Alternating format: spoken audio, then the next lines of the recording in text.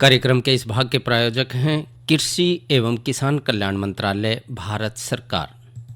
हर जोखिम से निकल कर फसल आए, सुरक्षित हो जाए। फसल बीमा से हर किसान अब आत्मनिर्भर हो जाए।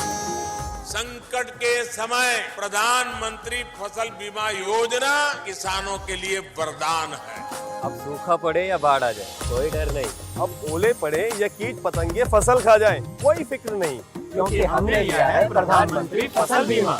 बुआई से फसल कटाई तक हर जोखिम का दावा, न्यूनतम प्रीमियम पर अधिकतम भुगतान का वादा। योजना से हर साल जुड़ रहे हैं 5 करोड़ से ज्यादा किसान। अब आपकी है बारी। नजदीकी कृषि कार्यालय, सहकारी समिति, बैंक शाखा, अधिकृत बीमा कंपनी या जन सेवा केंद्र में स्वेच्छा से करा सकते हैं पंजीकरण। फसल बीमा पोर्टल या फसल बीमा ऐप द्वारा भी कराया जा सकता है पंजीकरण। प्रधानमंत्री फसल बीमा योजना, आपकी फसलों का संपूर्ण सुरक्षा कवच। कृषि एवं किसान कल्याण मंत्रालय, भारत सरकार। कार्यक्रम किसान वाणी सुननिए सारे बण भैया ने अनिल भाई राज्य के उड़ता है राम राम। किसान भाइयों, कार्यक्रम में आज हम बहुत कुछ लेकर आए, लेकिन कार्यक्रम की शुरुआत करेंगे एक रेडियो रिपोर्ट के साथ, और इसका विषय है फसल अवशेष प्रबंधन व प्राकृतिक खेती, और इसके प्रस्तुत करता है भाई कृष्णचंद, और इसमें सहयोगी हैं धर्मवीर भाई। तो आइए सुनते हैं पहले ये रेडियो रिपोर्ट। आज दिनांक 25/8/22 को कृषि विज्ञान केंद्र द्वारा फसल अवशेष प्रबंधन व प्राकृतिक खेती विषय पे एक कार्यशाला का आयोजन किया गया। कार्यशाला में डॉक्टर वीपी चहल, सहायक महानिदेशक, भारतीय कृषि अनुसंधान परिषद दिल्ली, मुख्य अतिथि थे, तथा हरियाणा के सभी कृषि विज्ञान केंद्रों के वैज्ञानिकों ने इस कार्यशाला में सहभागिता की।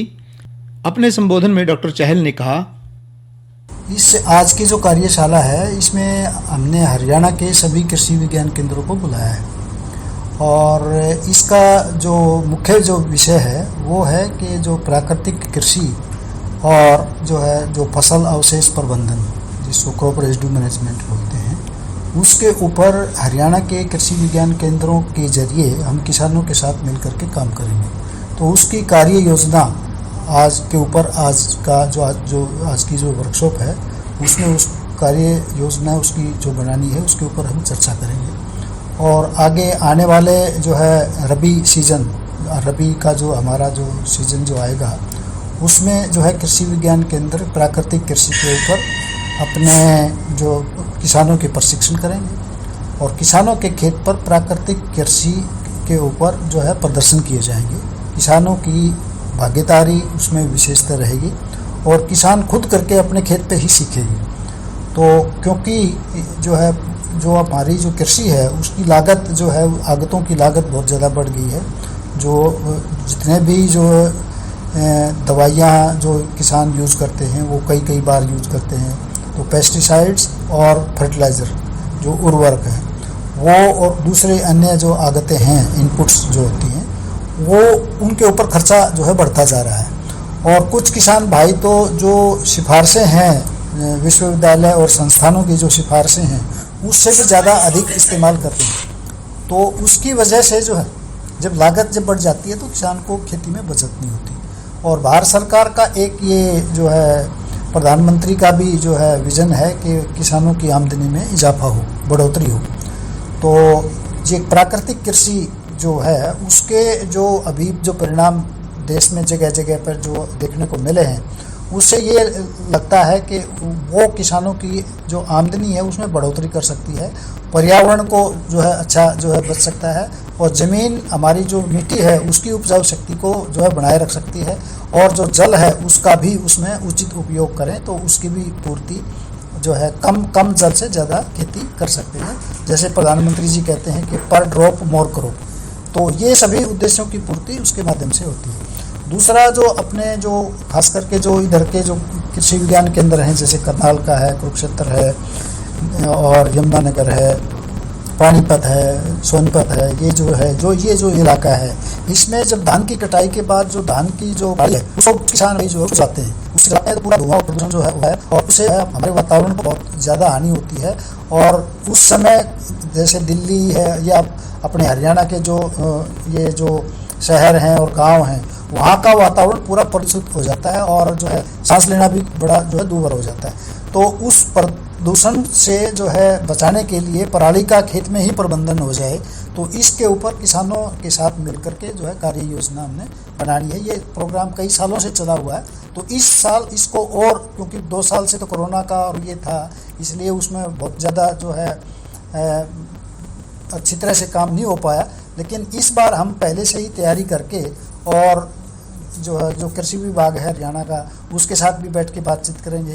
रेडियो के माध्यम से भी किसान भाइयों को जो है जानकारी दी जाएगी और आप लोगों का भी सहयोग रहेगा और सभी मिलकर के उस कार्य योजना के ऊपर काम करेंगे ताकि ज़्यादा से ज़्यादा किसानों को जागरूक किया जा सके और कम से कम ये जो समस्या है इसको साल दर साल कम भी हुई है, लेकिन इसको और ज़्यादा जो है कम किया जा सके और किसान अपने इसको जो पराली है उसका उचित प्रबंधन करके अपने खेत में ही उपयोग आता है, अच्छे से उसका उपयोग करता है, उससे उसमें भी बढ़ोतरी है, जो मिट्टी है जो उसकी भी उर्वरा शक्ति बढ़ती है और प्रदूषण भी नहीं होता है। सभी प्रतिभागी वैज्ञानिकों ने प्राकृतिक खेती प्रशिक्षण केंद्र गुरुकुल कुरुक्षेत्र का भी भ्रमण किया और प्राकृतिक खेती पर विस्तृत जानकारी हासिल की। इस अवसर पर डॉक्टर SK सिंह, निदेशक अटारी जोन जोधपुर ने अपने संबोधन में कहा, हमारी जो पराली प्रबंधन है, ये परियोजना जो है भारत सरकार के कृषि एवं किसान कल्याण मंत्रालय के द्वारा 2018 से चलाई जा रही है, जिसमें हमारे मुख्यतः जो पंजाब राज्य है, हरियाणा है, दिल्ली है, उत्तर प्रदेश के जो धान उगाने वाले जनपद हैं उनमें परियोजना 2018 चलाई जा रही है। लगभग 1151 करोड़ रुपए का इसमें जो है प्राविधान जब परियोजना शुरू की गई थी, तो धीरे धीरे मतलब इसमें हमारे जितने भी राजस्थान हरियाणा के हमारे 18 कृषि विज्ञान केंद्रों में से हमारे कुल 16 कृषि विज्ञान केंद्र हैं जो कि विशेष करके इस परियोजना में जुड़े हुए हैं, जिसमें हमारे चौधरी चरण सिंह हरियाणा कृषि विश्वविद्यालय के कुल 12 कृषि विज्ञान केंद्र हैं। महेंद्रगढ़ और फरीदाबाद को छोड़ करके उनके द्वारा जो है संचालित ये परियोजना चलाई जा रही है। तो आप सबको पता है कि देखिए, जो अभी पानी की जो कमी दिन पर दिन होती जा रही है, ज़मीन का स्वास्थ्य जो है दिन पर दिन बिगड़ता जा रहा है, विशेष करके जहाँ पर नहरों का जाल है, तो नहरों के द्वारा जो है ना, जो पानी की जो फ्लड इरिगेशन जिसको कहते हैं, जिसको कि हम मतलब आज की तारीख में किस प्रकार से एक एक बूंद पानी की सिंचाई जो टपक विधि सिंचाई है या माइक्रो इरिगेशन है, अगर उसके द्वारा करते हैं तब तो ठीक है, लेकिन फ्लड इरिगेशन करने से साल्ट की मात्रा बढ़ती जा रही है, तो ज़मीन जो है अनुपयोगी होती जा रही है। साथ ही साथ अभी देखिए, आपके हरियाणा सरकार के माननीय मुख्यमंत्री ने मेरा पानी मेरा विरासत, उन्होंने ये नारा दिया है। तो एक तो ये है कि ठीक है, हमारा धान मुख्य फसल है, लगभग 13 लाख हेक्टेयर में यहाँ पर राज्य में धान की होती है, उसमें लगभग 6 लाख हेक्टेयर तो बासमती है और करीब 6 से 7 लाख हेक्टेयर जो है गैर बासमती है। तो गैर बासमती का ही होता है कि उसको काटने के बाद, चूंकि वो मशीनों से कटाई होती है, तो उसके किसान जला देते हैं, तो उससे जलाने से देखिए सबसे बड़ी बात है कि हमारे जो मित्र कीट जो जमीन के अंदर है, वो जब जलाए तो जमीन जो है गर्म हो जाती है, तो जमीन का तापमान भी बढ़, माने वातावरण का तापमान भी बढ़ रहा जो, तो उसके बाद जो दूसरी फसल हम लेते हैं जैसे गेहूं, उसके बाद लेते हैं, तो निश्चित तौर पर जो है गेहूं में हमको ज्यादा पानी देना पड़ा, ज्यादा खर्चा हो रहा, तो किस प्रकार से हम की लागत को कम करें, ये भी एक बहुत मतलब अहम एक मुद्दा हो चुका है। तो इस पर भी हमारे सरकार के द्वारा हम लोग एक विविधीकरण जो है योजना जो है चला रहे हैं कि ज़्यादा से ज़्यादा जो है हम लोग दलहनी फसलों का समावेश कर सकें, क्योंकि दलहनी फसलों में पानी भी कम लगता है, उर्वरक की मात्रा जो आज होती है वो भी कम लगती है। तो मतलब कुल मिला जुला करके किस प्रकार से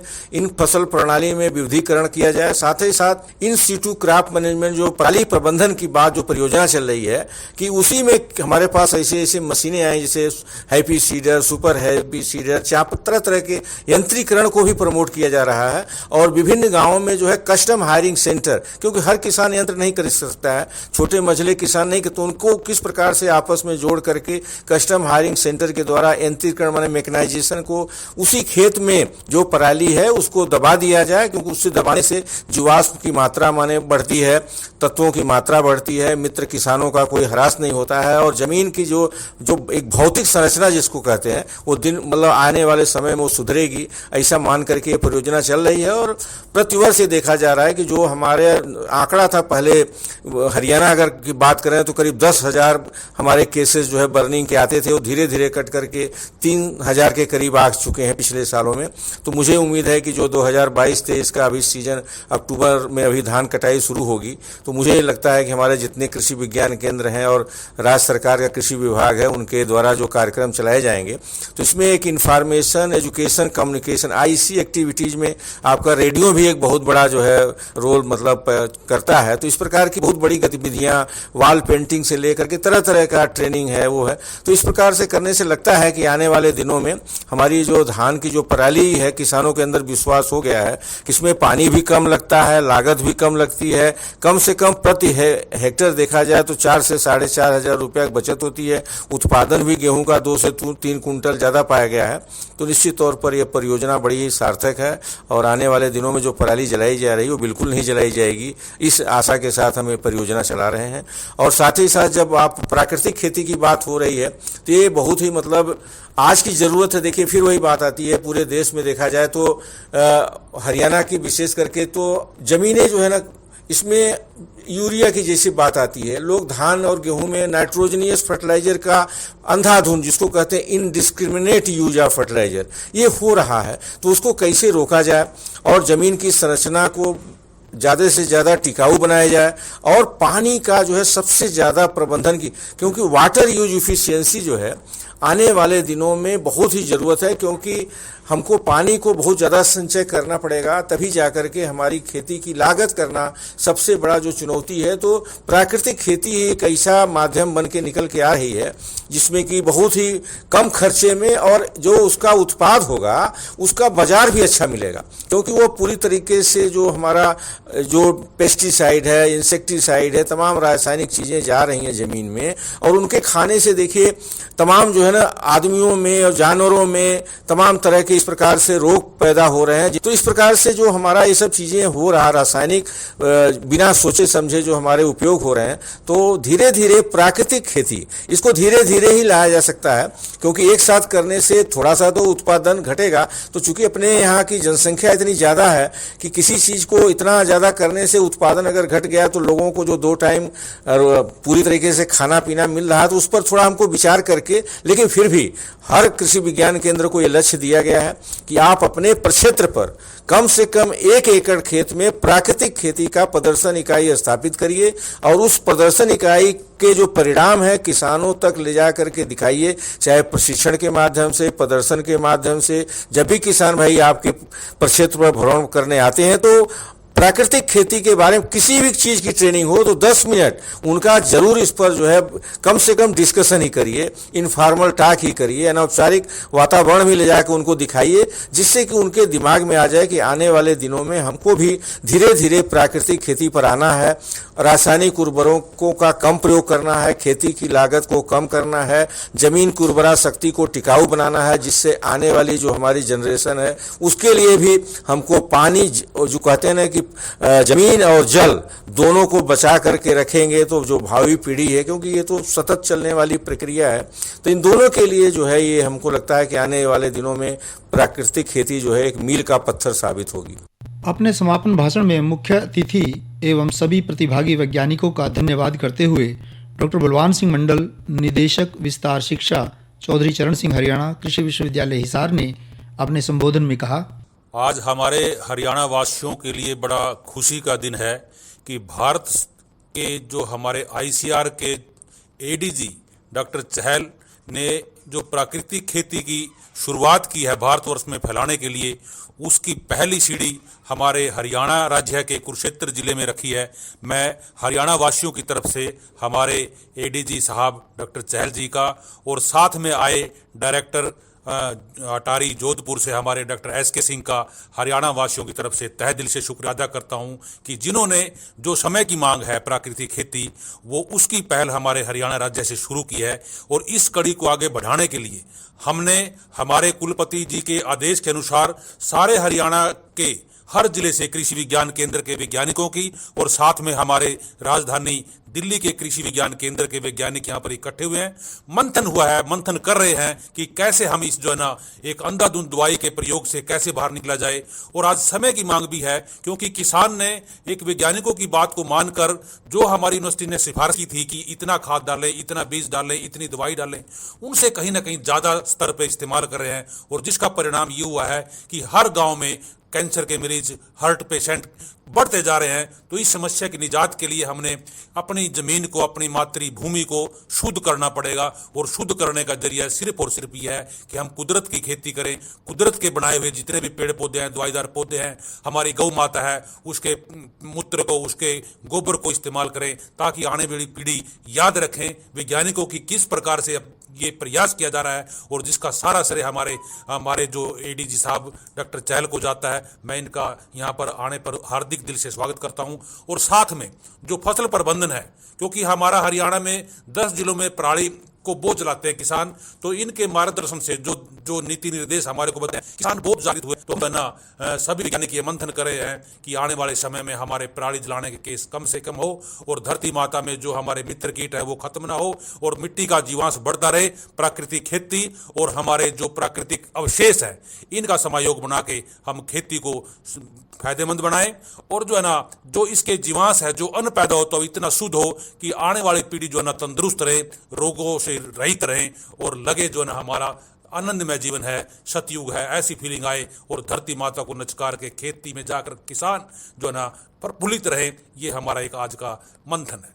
विश्वविद्यालय के मामले पर हर कृषि विज्ञान के फार्मों पर हमने आईसीआर के हमारे एडीजी महोदय डॉक्टर चहल और जोधपुर अटारी के निदेशक डॉक्टर एसके सिंह और हमारे vice chancellor professor BR Kamboj सब ने मिलकर हमारे को आदेश दिया, निर्देश दिए है कि आप जो है ना एक जो ना प्रयास करें कि हर कृषि विज्ञान केंद्र के फार्म पर 1-1, 2-2 किले में जो है ना हम प्राकृतिक खेती करें और कोई भी प्रोग्राम हो उसमें हम प्राकृतिक खेती पर चर्चा करें। और हमने ये पहल शुरू कर दी है।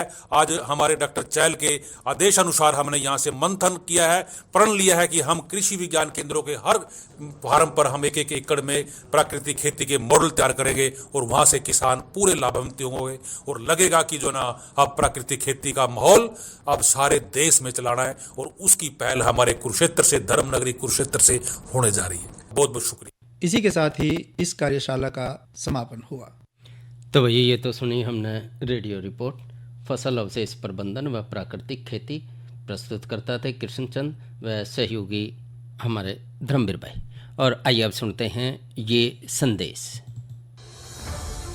Today, Platform of Platforms is going to be launched by Honorable Agriculture Minister Shri Narendra Singh Tomar, Honorable Agriculture Minister of State Ms. Shobha Karandalaje, and Honorable Agriculture Minister for State Shri Kailash Chaudhary, in the presence of Honorable Chief Minister of Karnataka Shri Basavaraj Bommai, and Honorable Minister of Fertilizers and Health and Family Affairs Shri Mansukh Mandviya.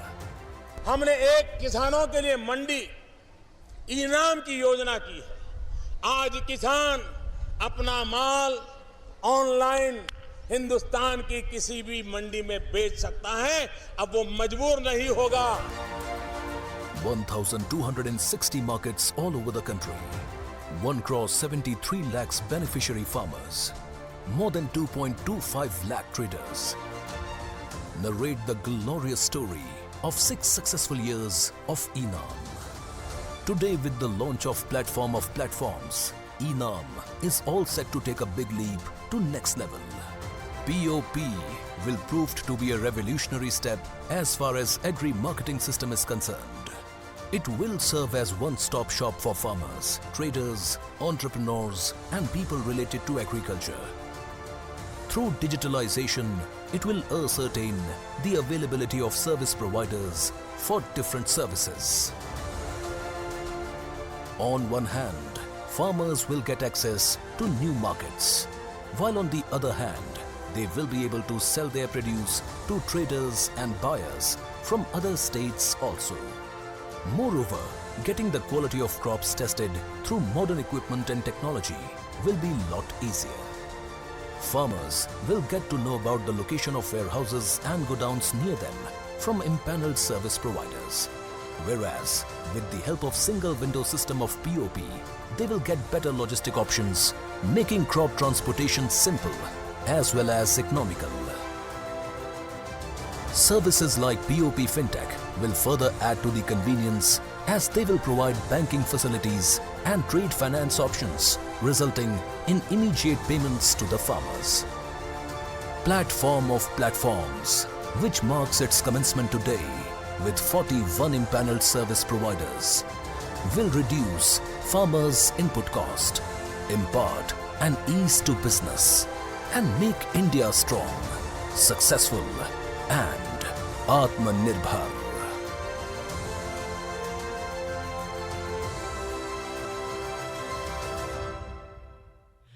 तो भैया ये तो सुना हमने संदेश, और संदेश के बाद अब आपकी मनोरंजन की बारी। तो आइए सुनते हैं सतबीर सिंह और साथी की आवाज़ में ये लोकगीत, और किस्सा है राजा भर्तरी का।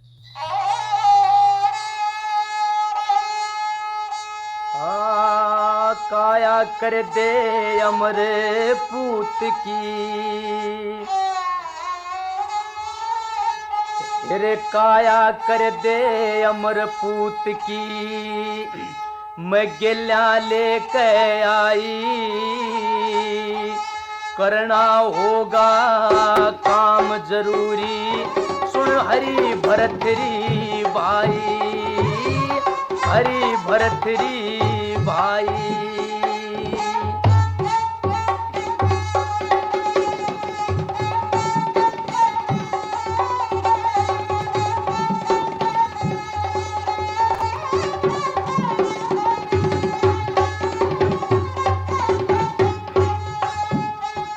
और काया अमर देख के तेरी मेरे दूनी चिंता जगी, एक बार तू नाट गया था मैं बहुत घनी घबरागी रे, बहुत घनी घबरागी, उसते हरगिज नहीं हटूंगी, मेरा जुनसी बात समागी रे, गोपी चंद गेल्या लेके तेरे धूणे ऊपर आगी रे, धूणे ऊपर आगी, और तावड़ करके कान पड़ा ले, तावड़ करके कान पाड़ ले, तेरी रोवे माँ की जाई, करना होगा काम जरूरी, सुन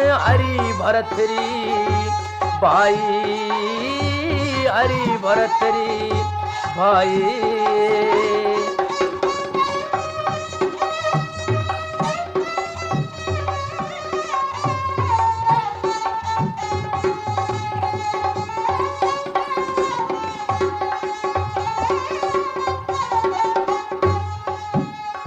और तेरी लगे बात जरासी, टल जा समय कहर की रे, आखिर ने से तेरा भाणजा मत तकिए ढाल गैर की रे, तकिए ढाल गैर की, जय नाटेगा तू मेरे काम ने, मैं भर लूं घूंट जहर की रे, गोपी चंद अमर हो जनता देख बाट शहर की रे, देख बाट शहर की, गोपी चंद गया अमर होने, रे गोपी चंद गया अमर होने, न्यू करे लोग लुगाई, करना होगा काम जरूरी,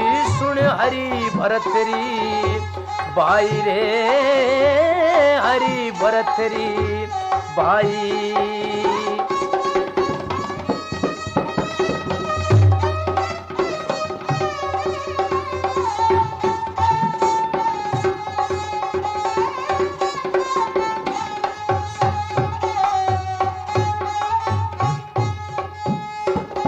तेरे धूणे के पास खड़ा मेरा बेटा सादा भोला रे, नहीं मेरे कदे जन्म नहीं ले, मिट जा सारा रोड़ा रे, मिट जा सारा रोड़ा।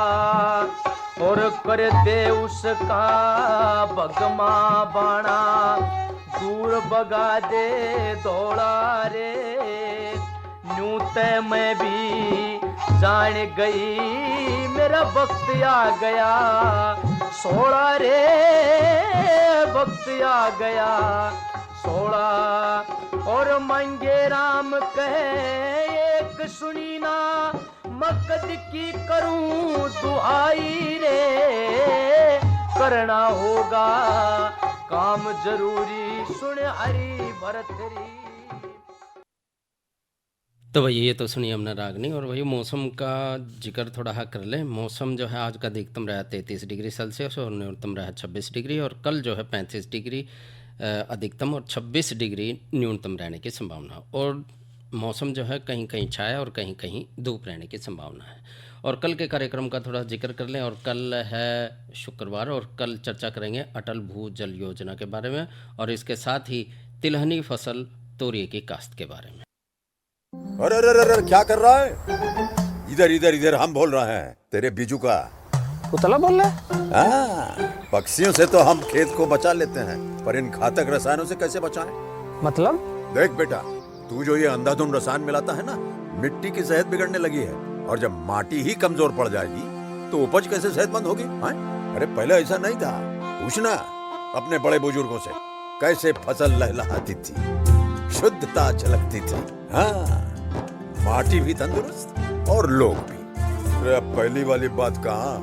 पर अब तो सभी डाले हैं। सब नहीं, आज भी लाखों जागरूक किसान परंपरागत विधि से फसल उगा रहे हैं। खर्चा कम और उपज की कीमत भी बेहतर पा रहे हैं। सच है? रे बेटे, एक्सपीरियंस से बता रहे हैं, धूप में बाल सफेद नहीं किए हैं। हाँ। ठीक है भाई, मैं भी आज से जैविक खेती शुरू करूंगा। माटी से प्रेम की परंपरा है परंपरागत खेती। कार्यक्रम के इस भाग के प्रायोजक थे कृषि एवं किसान कल्याण मंत्रालय, भारत सरकार। और इसके गिले जो है अनिल भाई राजे ने दो इजाज़त, सब बाण भैया ने राम राम।